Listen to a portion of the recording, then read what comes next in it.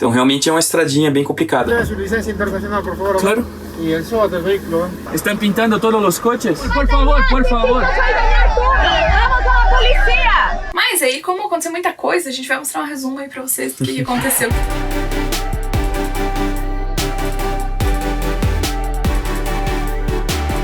Fala galera. Bom dia, diretamente de Nazca. Depois do nosso último vídeo lá em Cusco, nós ficamos mais uns 2-3 dias na cidade, só trabalhando pra esperar o Ale e a Duda chegarem pra gente poder se encontrar um pouquinho e se despedir. E aí a gente decidiu seguir viagem já no final da tarde, então a gente acabou não filmando, mas nos arrependemos porque aconteceu muita coisa nessa estrada. A gente sabia que era uma viagem que ia durar aí uns 2 dias, por isso a gente resolveu sair no final da tarde, tocar um pouco e no outro dia terminar, porque apesar de serem poucos quilômetros, relativamente pouco, era mais ou menos 800 quilômetros, né? Na verdade 800 é até Pisco, né? Dava uns 650, 660 quilômetros até Nazca. Ainda assim, era uma viagem de mais ou menos umas 12, 13 horas tocando direto. Por quê? Porque as estradas são muito ruins. Pensa assim, tipo, a Serra do Rio do Rastro, estrada assim, é tranquilo comparado com essas estradas que a gente pegou aqui.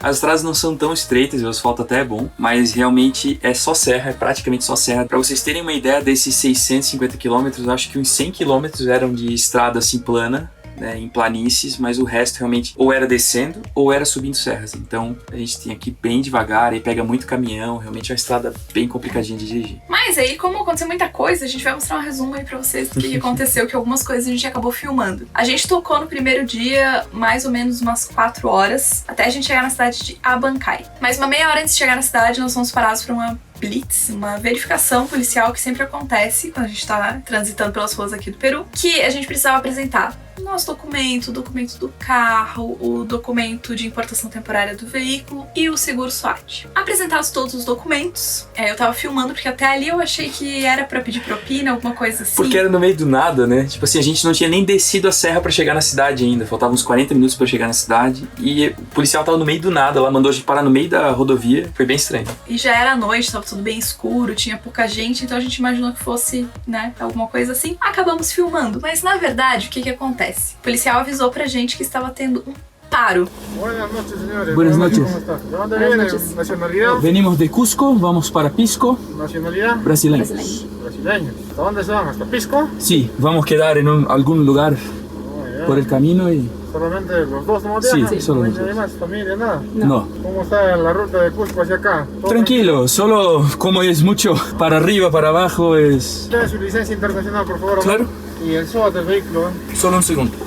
¿Primera vez por Perú o ya más antes han venido por Perú? Venimos en 2019, pero de avión. No fue... Ah, ya, claro. Sí. Sí, también debe ser más cansado en el carro. Sí, ¿no? sí.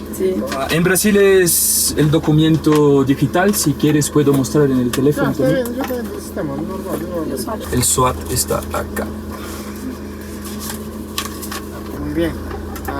En Abancay, como te vas a ir para Pisco, Sí, de acá más o menos 40 minutos vas a llegar a un pueblo, una ciudad, Abancay. Abancay. Ahí te puedes quedar, ¿por qué? Porque si vas a salir más abajo, hay paro, ya están bloqueadas las vías. Ah, ¿sí?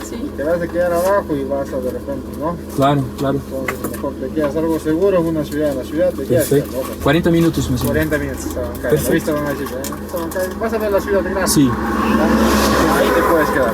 perfecto. ¿Ya? Ya, Gracias, ya, sí. Listo. Hasta Gracias. luego. Buenas Hasta luego. noches. Buenas noches. Hasta luego. Hasta luego. Paro são as manifestações, são as paralisações aqui. Então ele avisou que era pra gente parar na cidade porque mais adiante teria uma paralisação e a estrada estava bloqueada. Mas a gente já tinha se programado para dormir em uma parada grande, o único posto um pouco maior, que é a parada de caminhoneiros que tem nessa estrada, que ficava um pouquinho para baixo da cidade. E aí a gente tocou então até lá, chegamos à noite, já era acho que umas 11 horas da noite, né? E aí a gente percebeu que tinha uma fila de caminhões, conversamos, eles disseram, não, um carro pequeno tá passando.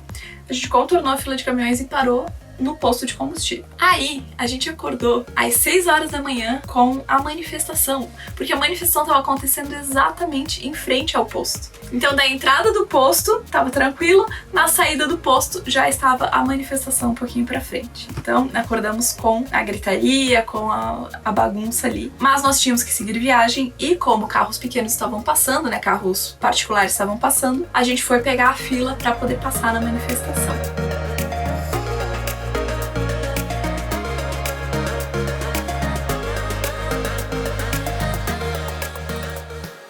Quando a gente tava chegando na fila, um senhorzinho parou e falou assim, pode só encosta ali, espera um pouquinho, porque quando liberar os carros que estão vindo de lá, os carros daqui podem passar, já tranquilo, né? Tá dando tudo certo. Tá organizado o negócio. Aí a gente parou e ficou esperando e começou a ver os carros que estavam passando. Todos os carros estavam pintados, todos. A gente vai colocar aqui na tela, porque depois a gente encontrou com uma família francesa e eles passaram por essa mesma manifestação, no mesmo ponto que a gente, pra mostrar como é que ficou o carro deles. Mas aí a gente começou a ficar preocupado, né? Por quê? Porque a gente tem toda a plotagem no carro. Se acontecer alguma coisa, se eles passam alguma tinta, alguma coisa que é um pouco mais agressiva, né? Ou se precisa de um produto um pouco mais forte pra remover, a gente perde a plotagem. Aí a gente chegou, parou e conversou com o policial. A gente tava bem apreensivo na fila. O policial disse, não, eles vão deixar vocês passarem. É só falar que vocês estão com pressa. Não sei se fosse adiantar alguma coisa.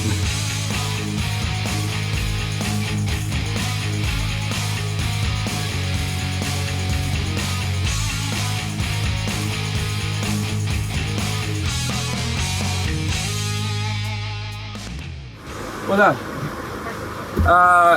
Bueno, es que están pintando todos los coches. ¿Están pintando todos los coches? No todos. Dicen que es de emergencia, no pasa el tema. Ah, sí. Es que Como está plotado puede manchar la... Claro, usted indíquele eso. Sí.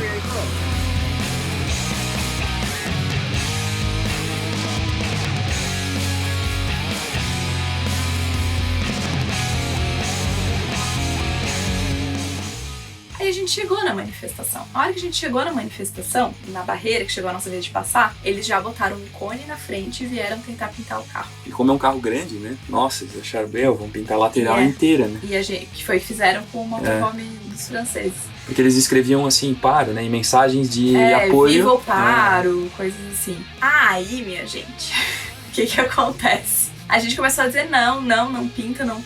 E eles vindo pra cima querendo pintar. Aí eu abri a porta do carro e eu fiquei pendurada na porta do carro, em pé, gritando. A gente é brasileiro, não tem nada a ver com isso, não pinta porque vai estragar o carro. E aí eles diziam, não, mas é só água. E aí começou uma discussão ali. Mas eu bati o pé e disse, não, vão pintar. Oh, somos brasileños, por favor. Si pintas vai dañar todo, no tenemos nada que ver con eso. Por favor. Si pintas vai dañar todo. Vamos a la policía. Pasa. No. Señor. Somos brasileños, no tenemos nada que ver con eso. Solo un segundo. Es que soy brasileño. ¿Qué estás haciendo? No sale, es que eso no sale. Amor, vai tocando, amor, vai tocando. No, señor. Amor, vai tocando. Por favor, señor. Amor. Soy brasileño.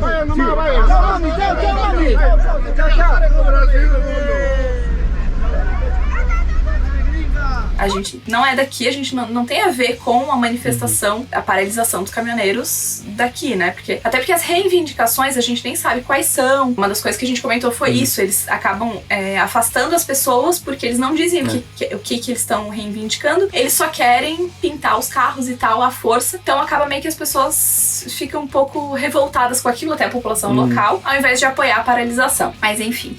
Aí eu fiz uma gritaria, literalmente fiz uma gritaria pra não pintarem. E aí começou a vir mais gente e tal. E aí nisso chegou um policial um pouco mais perto, né?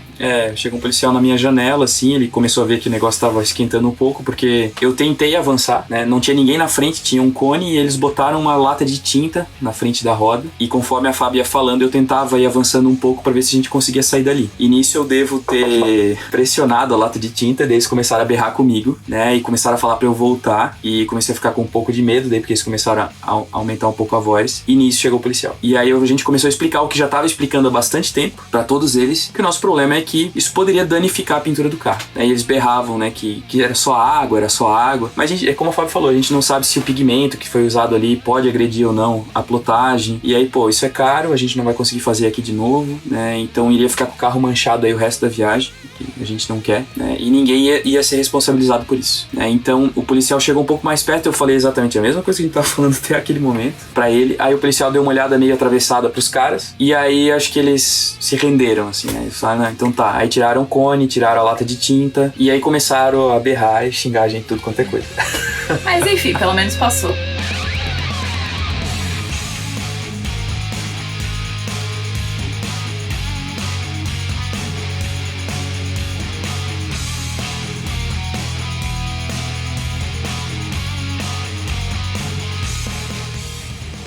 Ah, nossa, mas como é que você foi gritar com eles e tal? Tinha bastante policiamento, bastante mesmo. Eles não interviam, né, normalmente, mas... porque não tava acontecendo nada, mas tanto que quando começou ali o negócio ficar um pouco mais gritaria, eles vieram um pouco mais perto. Mas se a gente deixasse eles pintar, até porque eles chegaram a pintar um pedaço do vidro e foi bem difícil pra tirar, a gente parou um pouco adiante pra limpar já, porque se seca, fica bem difícil de tirar. Então se eles tivessem pintado a lateral do carro e tivesse ficado como ficou no vidro, mesmo sendo só água e algum pigmento, teria sido muito complicado e a gente teria danificado a nossa plotagem. No fim, a gente, né, acaba tomando as decisões ali meio no calor do momento, mas pelo menos não tivemos problemas com a plotagem do carro. E aí, passado esse fuzuê todo, a gente seguiu viagem. Isso foi logo cedo, então logo no começo do nosso dia de viagem aí. E a gente tocou umas 9 horas, mais ou menos, direto, né? Foi. A gente rodou uns 500 quilômetros e foi isso aí, umas 9 horas, mais ou menos. É, porque é tudo na faixa, assim, de 30 km por hora. Muitos trechos, a própria limitação de velocidade é 35 km por hora. No máximo, assim, trechos bons, 80 era maravilha, assim, tava correndo.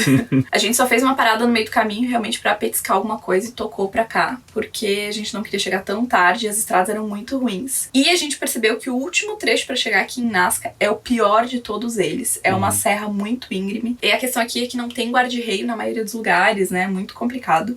De noite é até um pouco assustador dirigir, assim. Porque realmente a gente vê que é um penhasco ali pra baixo, né? E aí a gente não tem uma proteção, não tem nada. Então realmente tem que ir bem devagar, com bastante cuidado. Caminhões vêm na direção contrária super rápido e aí fazem a curva na contramão. Então em vários momentos a gente teve que tirar o carro da rua pro caminhão passar. Então realmente é uma estradinha bem complicada. Acho que é muito melhor fazer durante o dia do que fazer à noite. É que isso era mais ou menos assim, mais 6 horas da tarde, já escureceu muito rápido. E aí o último trecho que a gente fez, ele uns 40 minutos mais ou menos, era e não tem sinalização, muito complicado mesmo. Então é a nossa recomendação, se você vai fazer essa estrada, faça durante o dia, quebre em 2 partes, um pouco melhor, assim, porque realmente é perigoso. Mas aí a gente chegou aqui em Nazca, a gente veio para um ponto do Overlander que tá marcado, que é a casa de um professor que recebe viajantes. A gente chegou aqui, estacionou, onde a gente viu que tinha um motorhome de um casal que a gente já tinha conhecido lá em Cusco, um casal de brasileiros. Estacionamos do lado deles e pensamos, eles já devem ter falado com alguém, né, e tal, vamos parar aqui e a gente dar uma olhada como é que é. Não deu tempo, já parou um carro desses franceses do nosso lado, que a gente também tinha encontrado lá em Cusco, e de repente começou a chegar uma galera aí.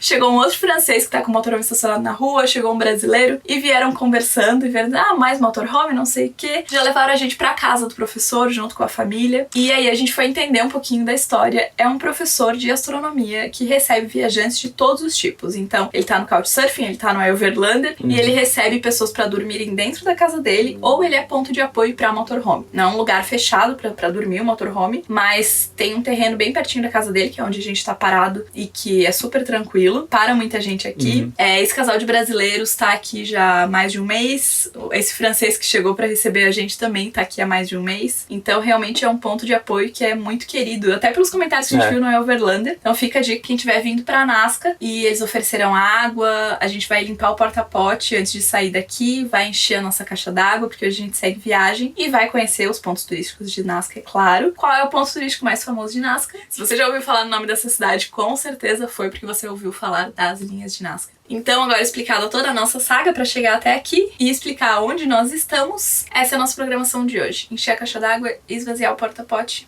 organizar as coisas pra gente seguir viagem e fazer os passeios aqui pela cidade. Por que a gente vai fazer os passeios e já vai seguir viagem? Porque as linhas são espalhadas ao longo da rodovia, então a gente vai subir sentido Ica e já vai Isso. fazer todos esses passeios. E pra ter noção de como o professor recebe a galera aqui, eu fui ver do lado, porque a casa tá trancada, eu fui ver aqui do lado com os brasileiros como é que a gente pode fazer pra encher água. E aí eles falaram que eles têm uma chave da casa do professor. Então a gente vai encostar o carro lá na frente e vai encher a nossa caixa d'água.